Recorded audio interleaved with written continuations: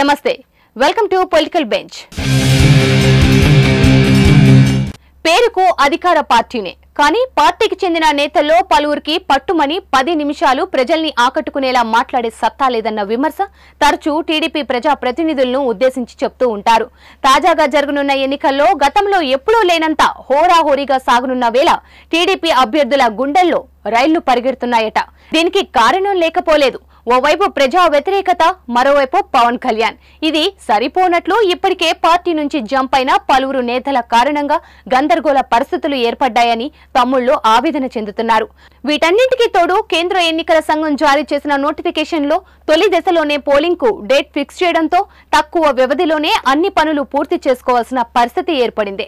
గడిచిన 15 ఏళ్లుగా చూస్తే ఏ రోజు కూడా తొలి దశలోనే 2 తెలుగు రాష్ట్రాల్లో ఎన్నికలు జరిగిన పరిస్థితి లేదు. అందుకు భిన్నంగా ఈసారి ఎన్నికలు జరగటం, అర్జెంటుగా ఎన్నికలు, ఆలస్యంగా ఫలితాలు వెలువడుతున్న చిత్రమైన ఎన్నికలుగా ఏపీ నేతలు అభివర్ణిస్తున్నారు. గట్టిగా నెల రోజులు కూడా వ్యవధి లేని వేళ టీడీపీ తరపున స్టార్ క్యాంపెయినర్ గా జూనియర్ ఎన్టీఆర్ ను దింపాలని ఆ పార్టీకి చెందిన పలువురు అభ్యర్థులు కోరుతున్నారు. టికెట్ల కోసం అధినేతను ప్రసన్నం చేసుకున్న పలువురు అభ్యర్థులు ఇప్పుడు బాబు మీద తారక్ ను ప్రచారానికి తీసుకురావాలన్న డిమాండ్ ను పెడుతున్నట్లుగా చెప్తున్నారు. గడిచిన కొంతకాలంగా టీడీపీకి దూరంగా ఉంటున్నారు తారక్.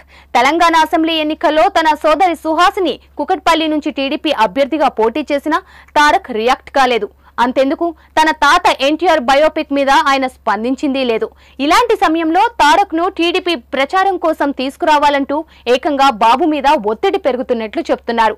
తమ్ముళ్ల డిమాండ్ కు బాబు సమాధానం చెప్పలేకపోతున్నట్లు తెలిసింది.